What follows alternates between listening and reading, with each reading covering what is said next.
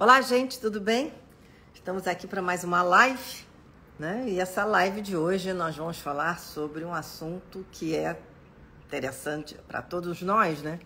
A gente tem que pensar que na pandemia, tudo isso que aconteceu, será que a família está no divã? A família está no divã? Esse é um pouco esse nosso assunto de hoje, né? Estou esperando vocês entrarem, porque eu acho que a psicologia faz parte da nossa vida, né? A gente, desde que se entende por gente, tem que entender que o mundo caminha também com as nossas emoções, né? Com os nossos pensamentos, com quem nós somos, o que aprendemos pela vida e precisamos cada vez aprender mais. A vida é um eterno aprendizado. Eu estou aqui sempre aprendendo com vocês, aprendendo com meus entrevistados, sempre buscando assuntos que sejam pertinentes para a nossa vida.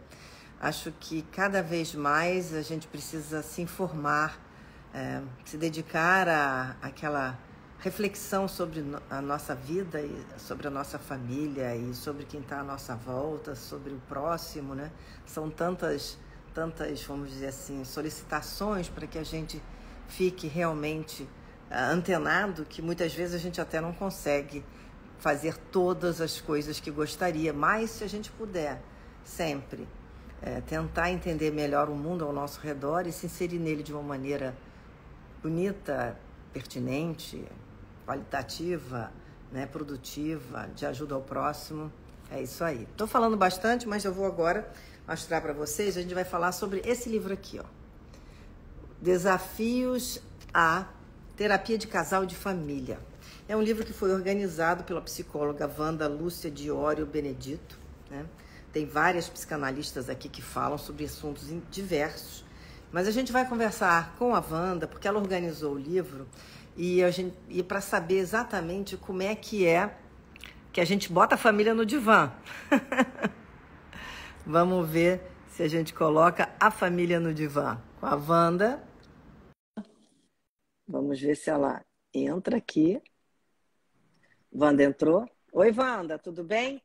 Oi, Márcia, como vai? Como vai? Tá boa? Muito prazer conhecê-la, quase presencialmente. Porque a gente aqui tá meio presencial, né? Mas tá bom, dá para se ver. Querida, eu estava aqui vendo o seu livro, li várias partes dele, vi que são várias psicanalistas, né? Você organizou esse livro, né? Com várias psicanalistas, e são os assuntos muito interessantes. Tem sexo na conjugalidade do renascimento e transformação no século XXI, né?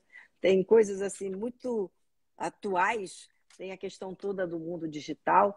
Mas para a gente começar a conversa, Wanda, eu queria que você Por que você sentiu a necessidade de fazer essa organização desse livro agora? A pandemia teve alguma coisa a ver com isso? Você conversou com as suas amigas e viram que precisavam ter um novo olhar para dar para as pessoas? Não, na verdade, a pandemia facilitou que a gente conseguisse fazer o livro para poder terminá-lo esse ano, porque a nossa organização foi sempre muito conjunta. E não é o primeiro livro, é o segundo livro que esse grupo organiza. É um grupo que pertence à Sociedade Brasileira de Psicologia Analítica, né? Que a gente estuda a teoria de Jung, e usamos essa teoria para dar um novo olhar para a terapia de casal e família. Então, o fato da gente não ter que sair, se deslocar e poder fazer reuniões online, nos permitiu terminar esse livro esse ano. Essa foi a vantagem da pandemia. Vânia, eu vou pedir para você abaixar um pouquinho o telefone, porque senão a gente não vê você direito. A gente está cortando... um pouquinho assim, a gente está se vendo... agora a gente está vendo você melhor. Está bem melhor assim. Vânia, mas então me diz Wanda, o que você... Wanda, desculpe.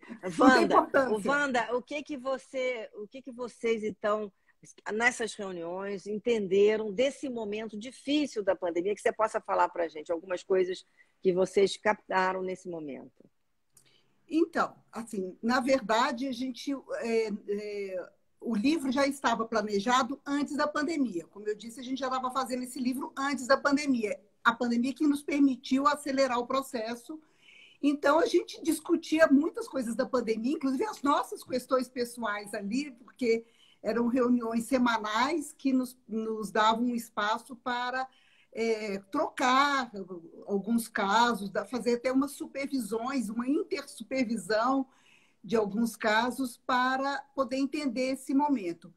E percebemos que muitos conflitos que não existiam antes passaram a existir com a pandemia. Mas também percebemos que esses conflitos eles eram, podemos até dizer, um repaginamento dos conflitos anteriores, que acabavam aparecendo com as novas demandas, né?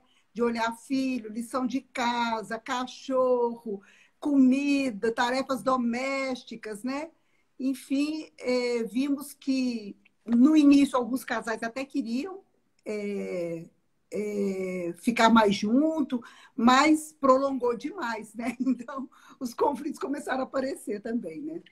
Pois é, você pode contar alguns casos, sem citar nomes, é claro, mas dando exemplos para a gente de alguns casos que vocês viram bem emblemáticos nesse momento? Olha, eu realmente não vou citar casos, porque eu nunca sei se a pessoa vai se identificar ou não e ela pode se sentir exposta. Mas eu posso falar de uma maneira geral, tá? Então, por exemplo, a distribuição de tarefas foi algo que foi muito complicado, muito complicado. Para os casais que justamente têm dificuldades em compartilhar, em ceder, em dar um apoio maior para outra pessoa e desnudou, vamos dizer assim, algumas situações que estavam meio encobertas, né? A dependência, a falta de critério para resolver algumas coisas e também a afetividade. No começo, alguns casais se uniram no começo, até em oposição ao que eles estavam vivendo até 2 semanas anterior. Mas muitos não se sustentaram. Alguns se separaram e outros estão lutando ainda para tirar esse prejuízo que a pandemia trouxe, porque, afinal de contas, a vida ela é um desafio o tempo inteiro, né? Um esforço de adaptação, com a pandemia, eu acho que triplicou esse esforço de adaptação, né? Sem o benefício do mundo externo, da alegria de encontrar amigos e família, e viagem, enfim. A psique ficou muito estressada, né? E vocês, terapeutas, como é que para vocês, como é que foi ter que atender todo mundo online dentro de casa? Também foi um estresse, né? Então, algumas pessoas tiveram que fazer adaptações maiores que outras, como tudo na vida, né?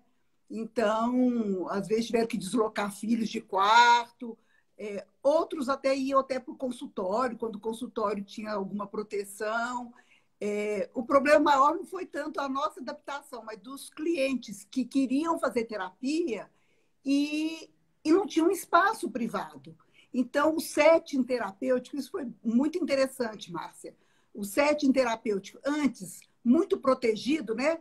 Antigamente, os psicanalistas tinham porta de entrada, porta de saída para as pessoas não se encontrarem, e as pessoas começaram a fazer terapia dentro de táxis, dentro de até de sauna desligada, garagem de prédio, carros, né? Mas eu acho que foi interessante a gente ver que... Você está falando, eu estou imaginando as pessoas dentro do carro, na garagem, trancado, fazendo terapia. E ar-condicionado ligado, porque ninguém aguenta também, né? Ainda tem isso, né? Ar-condicionado ligado. Não, e sauna desligada, fazendo também na sauna, realmente, né? Porque você tocou num ponto, né, Wanda? As pessoas, quando fazem a sua terapia, querem privacidade, né? Precisam da privacidade, né? E em casa, com muita gente circulando, muitas vezes é impossível, né? Algumas pessoas desistiram por isso, também houve isso, né? Ou então, muito desconforto. Eu me lembro de uma situação que a pessoa sempre virava para trás, não tinha ninguém atrás, era parede, não tinha como. Mas aquela sensação de que poderia ser a qualquer momento invadido ou ouvido, né? Criou uma situação, às vezes, até persecutória. Toda hora ele olhava para trás, quando não tinha como chegar ninguém. Com relação à vida dentro de casa, a gente sabe que foi difícil para todo mundo, né? mas muitas pessoas usavam justamente as mídias digitais como um refúgio, né? Como uma escapatória desse aprisionamento. Você achou, de uma maneira geral, que isso foi positivo para as pessoas? Como é que é a sua visão sobre esse momento dentro da pandemia das mídias digitais? Eu achei muito importante as pessoas terem esse escape. Como eu disse, a psique, ela precisa de alguns alívios, né? Se a gente for viver tudo igual todos os dias e sobrecarregado com as demandas e não ter nenhuma situação de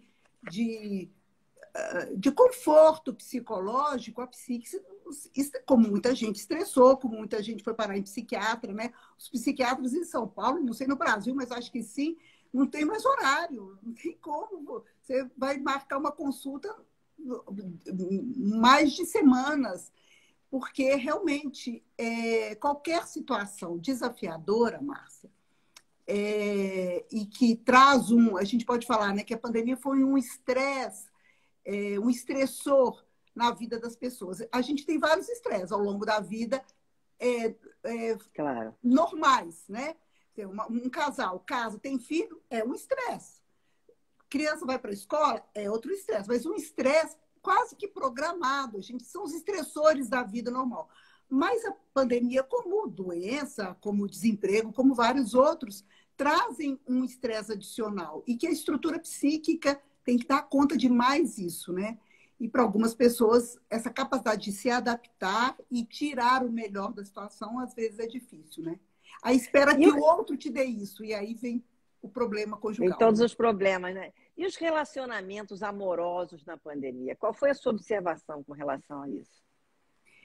Então, assim, como eu disse, né? No começo parecia que, bom, finalmente temos tempo para ficar juntos, agora a gente vai curtir mais, ver filmes juntos e vamos ter mais tempo até para o sexo, né? Então, assim, teve algo. Vou usar também a experiência que eu tive, eu não posso dizer que isso foi generalizado, mas uma sensação de que, então, finalmente vamos poder nos dedicar mais um ao outro. Os casais com filhos, o contrário, né? Porque os filhos sempre ali demandando, mas de qualquer forma criou-se essa expectativa que logo já foi diminuindo, porque ninguém esperava que a pandemia durasse tanto. Mas os casais tiveram que conviver com isso, e se havia uma expectativa e alguma correspondência, a vida sexual e amorosa e afetiva conseguiu um equilíbrio. Mas, de qualquer forma, a gente sabe que há muita intimidade, todo mundo quer intimidade, mas muita intimidade às vezes também pode atrapalhar um pouco o erotismo do casal, muita proximidade também pode atrapalhar, porque a distância também cria uma fantasia do outro um pouco diferente, né? Então, os casais que puderam trabalhar tudo isso, acho que eles se beneficiaram. Então, a terapia ajudou muito nesse sentido. Agora, as pessoas que estavam sozinhas foram recorrer mesmo aos Tinder da vida, né? Os sites de relacionamento. Aos sites de relacionamento e é válido também. Até outro dia uma colega comentava que, assim, estamos entre adultos, vamos falar que a masturbação, que antes era tão endemonizada, né? Passou até a ser recomendada pela OMS, né? Nesse momento de pandemia. Agora, não sabia, foi recomendada pela OMS? Eu ouvi uma pessoa que entende muito, que trabalha muito com sexualidade, com pesquisa mesmo de sexualidade, fez esse comentário. Foi a Carmita Hábito conversando com o Leandro Carnal. Eu achei interessante, porque ela é uma pessoa que traz informações de pesquisa, né, de dados de pesquisa. E comentou também que o número de jovens que, assim, em relação à vida sexual, diminuiu muito o relacionamento presencial, né? Então, que os jovens hoje vão ter mais experiências virtuais do que presencial. Então, terão estímulos sexuais mais visuais do que olfativos e táteis. É o que temos, então Será que vamos entender. caminhar para essa mudança tão grande de comportamento, né? Porque o relacionamento amoroso é feito desses componentes todos, né? Você chega Então, perto, você olha, você toca, né? Você sente a pessoa, tem a presença, né? E tudo pelo vídeo, né? Fica é, tão diferente, não né? Fica sabemos se essa tão frio. matriz, não sabemos se essa matriz vai ser tão determinante. Quer dizer, o que a gente vê nos sites de encontro é que as pessoas uma hora querem se conhecer, buscam estar juntos, né? Querem visibilidade, querem contato. E sabemos também que muitas vezes o apaixonamento virtual não se sustenta num relacionamento de carne e osso, né? Então, temos que ir acompanhando caso a caso, né? É verdade. Eu fico imaginando que a vida realmente é antes e depois dessa pandemia, né? Tem pessoas que ficam falando, vai voltar, ou é um novo normal. Para você, vai voltar, é um novo normal, não é normal? Como é que você vê isso? Sabe que eu não quero fazer previsão? Eu não sei como vai ser. Eu acho que nós que já fizemos uma vida, sabemos que vamos ter que fazer essas adaptações também vão mudar o nosso comportamento. Já estão mudando o nosso comportamento, né? Se vamos voltar ou não a nos abraçar, a querer compartilhar muitas coisas de perto, eu não sei. Porque nós temos na nossa experiência o valor disso, né, Márcia? O valor de estar Pois é. junto e tudo. Agora, os jovens que estão iniciando a vida deles, estão desenvolvendo a vida afetiva e sexual pela tela, eu não sei se essa vai ser uma matriz que vai moldar o comportamento. Eu, sinceramente, eu não faço. Eu prefiro Previsões. acompanhar. Eu prefiro acompanhar o É. desenrolar da história. E é um mundo assim que está se abrindo com uma velocidade muito grande, né? A gente está vendo tudo que acontece hoje em dia, acho que parece que está com um pique a mais, né? As Porque tem um relações, alcance, né? É muito diferente do que acontecia antes, né? O mundo digital veio a pandemia, então tudo se uniu e deu uma galopada, né? Vamos dizer. Eu Por acho que a outro gente também lado, sente isso, né? por outro lado, eu estou vendo que as pessoas estão muito querendo se encontrar, né? Já estão até esquecendo que tem pandemia. Podendo ter uma festa, as pessoas estão indo, uma boa parte. Então, não sei, eu acho que a necessidade de contato humano e físico não vai acabar. Eu acho que isso é arquetípico, né? As pessoas precisam do outro, nós precisamos do outro. E o outro numa tela não é um outro inteiro, né? É um outro Sabe que parcial. eu fico imaginando o que Jung e Freud diriam desse nosso mundo, sabe? O Jung era contra a tecnologia, ele achava que a tecnologia atrapalhava. Mas eu acho que os dois talvez combinassem numa coisa que é comum na teoria dos dois, né? A importância da imaginação. É isso que eu tenho trabalhado com os casais. Não pode deixar a imaginação ficar engessada por esse dia a dia tão sufocante, né? E a imaginação, ela nos leva para onde a gente quer, a hora que a gente quer, no lugar que a gente quer. Então, é o nosso bálsamo psíquico, a imaginação, né? A fantasia, né? Quando você fala assim nos casais, existe, eu queria fazer essa pergunta a você, os casais mais jovens e os casais com mais tempo casados, já acima de 50, você vê muita diferença nos comportamentos ou está todo mundo passando pelas mesmas coisas de uma maneira geral? Então, assim, o que eu sinto dos casais mais jovens, e hoje é interessante, porque muitos casais vão morar juntos, às vezes até muito rapidamente, né? Ou ficando noivos, ou só sendo namorados, mas morando juntos, e já buscando terapia de casal. Aumentou muito a frequência de casais de namorados que vão morar juntos, ou até que não estão namorando juntos, que querem casar, mas já com conflitos muito acirrados, né? E esses conflitos advêm de problemas parecidos com os que os casais mais antigos tiveram, que muitas vezes já superaram, porque também com a passagem da vida podem superar, mas a mídia, né? O Facebook, o Instagram, hoje é um dos grandes motivos de conflito, que os casais mais velhos já não têm, não pesa tanto na vida deles isso, né? Mas muitos conflitos, muitas desavenças, muitas brigas mesmo, né? Muitos Mas isso é por causa de ciúme, por causa de ego, por causa de traição, infidelidade? O que que é? Qual é o foco? Por que que isso está trazendo conflito para os casais? Tudo isso porque a curtida do namorado, de uma menina que fez não sei o quê, realmente é motivo de ciúmes, é motivo de insegurança, até de traição, né? Eu falo que o conceito de traição é tão vasto, né? Para uns precisa ter uma transa carnal, para outros basta fantasiar com alguém, sonhar com alguém. Então, ou seja, depende da estrutura psicológica de cada um, o que ameaça cada um deles, o que ameaça a relação, né? Agora, a mídia aí ameaça bastante, porque as pessoas se comparam muito, a vida fica muito exposta, né?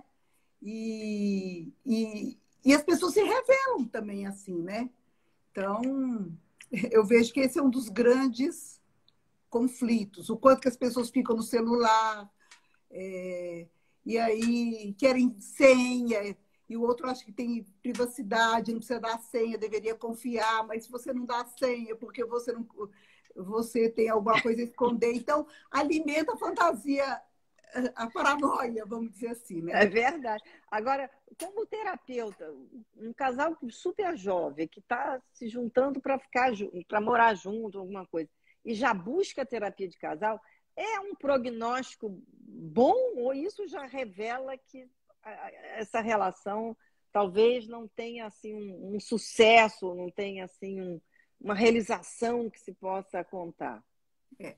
Então, eu sempre digo que o desenvolvimento do casal, a transformação do casal, depende basicamente da estrutura psicológica, né? Porque tem casais que suportam a distância bem, suportam a vivência do outro com outras pessoas. Você tem um apego seguro nessa relação, confia no amor do outro, enfim. Então, não atormenta o outro com ciúmes. Então, são casais que suportam bem as diferenças, a individualidade do outro, né? Então, às vezes vem porque conflitos existem sempre. Então, pode ser um bom sinal quando eles vêm para lidar com alguns conflitos, com interferências externas. Então, um casal jovem, às vezes, tem interferência de família, né? Então, a família de origem, às vezes, puxa para um lado, a outra puxa para o outro. Então, existem, né, idealizações que começam a se desfazer, o que não é ruim, mas isso cria decepção. Isso é próprio dos casais mais jovens, né? Mais comum. E se eles suportam bem isso sem se destruir, sem criar conflitos quase insolúveis, a terapia ajuda bastante, né? Agora, há casais que desde sempre têm conflitos muito mais graves, muito mais agressivos. E agora a decisão de ficar junto é deles. Eu nunca interfiro nisso. Claro, eu vou trabalhando com o que eles me trazem, mas eu nunca interfiro, mesmo porque eles nem querem essa interferência. Porque se eles querem ficar junto, nem adianta você falar, olha, vocês não têm futuro. Eles têm que aprender. Eles têm que aprender com a vivência e com o relacionamento deles, né? É verdade. Mas você, com a sua experiência, Wanda, os casais mais velhos são mais, vamos dizer assim, que já passaram por esses períodos, né? Buscam a terapia de casal também por esses conflitos de ciúme, também buscam por causa da internet, ou isso é mais para os casais jovens? Então, acho que é menos. Na minha experiência, é menos. A não ser essa coisa de ficar muito no celular, né? Assim, e acha que rouba atenção, que devia afastar o celular na hora do jantar, enfim. Mas os conflitos dos casais mais velhos... primeiro eu falo que a vida é um mistério. Por mais que a gente estude, Márcia, por mais que a gente o que faz um casal jovem se desinteressar rapidamente pelo outro, pela vida afetiva, pela vida sexual, e um casal mais velho, que já passou por tudo isso, ainda considerar o outro como uma figura importante, com quem quer viver a vida afetiva, sexual e tudo mais, né? Então, é um mistério. É um mistério. Isso eu não sei dizer por que isso acontece de um modo geral. Mas é óbvio que os casais que cultivaram a vida afetiva, a vida sexual, que deram espaço para eles como casal, não se deixaram engolir pelo trabalho, pelos filhos, pela família, né?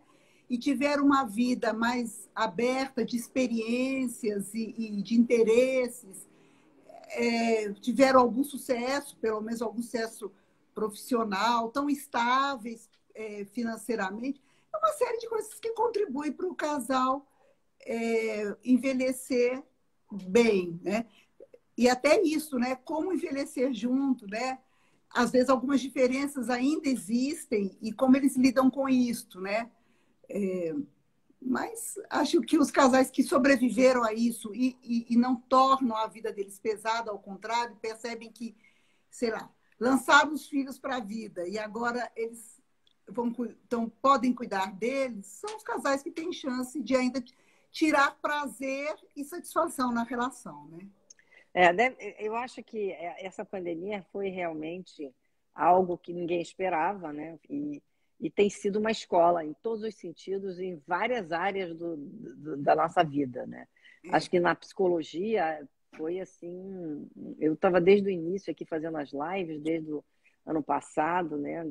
E conversando com vários médicos e terapeutas, psicanalistas, todos preocupadíssimos com o reflexo que isso ia trazer psicologicamente, né? Que seria uma coisa assim muito ruim para todo mundo, né?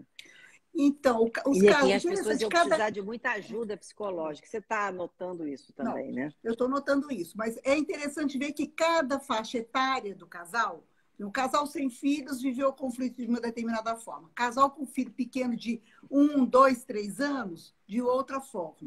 Isso de um modo geral, né? Os que os filhos deixaram de ir para a escola e que já têm amiguinhos e que não podiam ir, tiveram que lidar com outros problemas. Os adolescentes, enfim. Os casais idosos, o estresse foi não conviver com a família, que é um motivo de alegria, estresse, de conforto. né? Não podia ver neto, não podia sair de casa. E o medo da morte, o medo da doença aumentou nesse sentido, claro, porque virou grupo de risco, né? Eu tive uma amiga que comentou assim, puxa, falaram que estávamos entrando na melhor idade e agora nós somos um grupo de risco? Como assim, né? Pois é. Todo mundo virou grupo de risco. Então, foi difícil mesmo, né? E aí, a gente agora está vendo essa nova cepa chegar, né, Wanda? Porque a gente ainda não tem ainda a noção real do que vai ser, então é mais um estresse que, né, se avizinha aí para que as pessoas também tenham que viver melhor, né, de alguma forma. É uma capacidade de ter que lidar com frustração, restrição, né? Frustração e restrição. Exige do nosso eu, do nosso ego, uma capacidade mesmo de equilíbrio. E poder, como eu disse, a questão da imaginação, do desejo, isso não pode morrer, porque isso nos dá um alívio, né? Para nos envolver com as questões da vida, né? Olha, Wanda, eu quero te agradecer muito a nossa live. Vou mostrar mais uma vez aqui a capa do livro para as pessoas, porque eu acho que tem assuntos variados aqui muito interessantes que a gente pode, né, ler como leiga, né? Isso aqui a gente vai ler, não é um livro técnico. Não é técnico até certo ponto, Márcia. Mas não é aquela coisa psicologuês, que você não vai entender nada. Você vai entender porque tem muitos exemplos, né? Tem assim, tá muito gostoso de ler. Então, que as pessoas podem se identificar, né? Exatamente. Parabéns aí pela organização do livro. Obrigada. Eu agradeço às coautoras, né? Que sem elas não teria o livro também, né? São quantas coautoras? São várias. Várias, né? Tem São vários 12. casal enlutado, envelhecimento, filhos adolescentes, casal com filhos pequenos, reflexões para uma clínica junguiana, o impacto da tecnologia no contexto do casal. Tem vários, né? Casais Internet, apenas uma esquina. homoafetivos, que é uma coisa importante, né? Casar afinando a escuta, né? Onde podemos nos desencontrar e encontrar. Muito bom, vários tópicos muitíssimos interessantes. Tá Muito bom. Muito obrigada, obrigada Wanda. pela atenção também que você dispensou ao livro. Até logo. Obrigada, boa noite. Boa noite. Gente, uma boa noite para vocês e a gente volta na quinta-feira com mais uma live e aí a gente se encontra aqui. Espero que vocês tenham gostado. Uma boa noite para todos. Obrigada.